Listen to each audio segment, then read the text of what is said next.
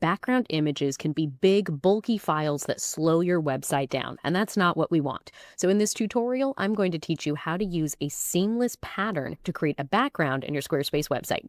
I'm Becca from Inside the Square, and the code I'm about to share with you is directly underneath this video, but without further ado, let me share my screen to teach you exactly how to use it in Squarespace. All right, so here we are inside Squarespace, and I'm going to press the / key on my keyboard to navigate to my custom CSS panel. At the very top here, you're going to see custom files drop down. We're using a PNG so we can have a transparent background, and I'm creating a seamless pattern, which means the edge to edge will line up horizontally and vertically. Now let me show you what this looks like. One of the first things I'm going to say is page section, section border, background transparent. There's a double layer of color here that we need to overwrite with our code, so I'm going to add that right there. Now the next thing I want to do is say page section, spelled correctly, there we go. And we'll say section background, and now opening up this curly bracket, I'm going to say background image, URL, and open up a parentheses. Squarespace automatically placed my seamless PNG URL right here. If it didn't do that for you, click the custom files and click on your file and it'll place it there. Now I've got a duplicate URL. I'll delete the extra. There we go. So now we're seeing this patterned background, but it gets even cooler. I'm going to add a semicolon and I'm going to go ahead and say background size. And what if we change it to 25%? The squares are now reduced, and I'm seeing this seamless pattern across the background at a smaller size. Now we can change that to maybe 50%, and then it'll become larger. We can change it to 90%, and it'll become gigantic. But again, super duper customizable here. Let's say I set this to 25% for this particular background. Now I'll go ahead and scroll down here. We'll select Save on our changes, hop into Edit mode, and let's change this section right here to be an even darker background. Let's go for darkest 2.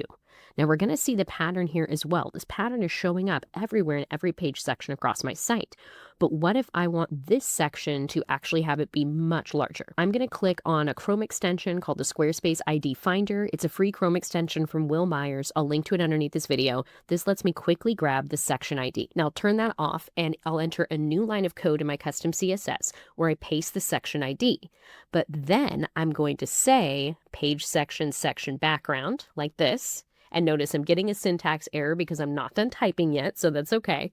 We're going to copy the background size part of the code and we'll add that here. But instead of 25%, we're going to say 95%. Oops, and there's a space between my data section and page section selector. Let me just remove that.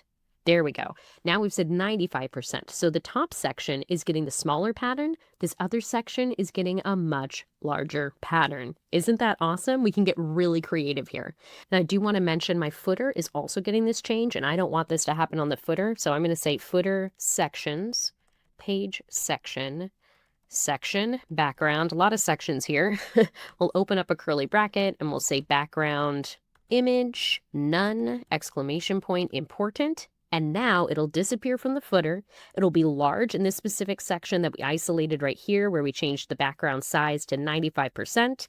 And up here, it's going to be 25%, which will be the standard across my site. And this is the part where it uses the seamless pattern PNG image that we uploaded to our custom files. And I'll have all these instructions and the code underneath this video for you. But after you're done with all of that and you've made all your changes, don't forget to select Save and you'll be good to go. Definitely play around with that background size property value, try different percentages, and see what works best for your own design. I hope you enjoyed this tutorial. If you did, let me know in the comments. Thank you so much for watching, and most importantly, have fun with your Squarespace website. Bye for now.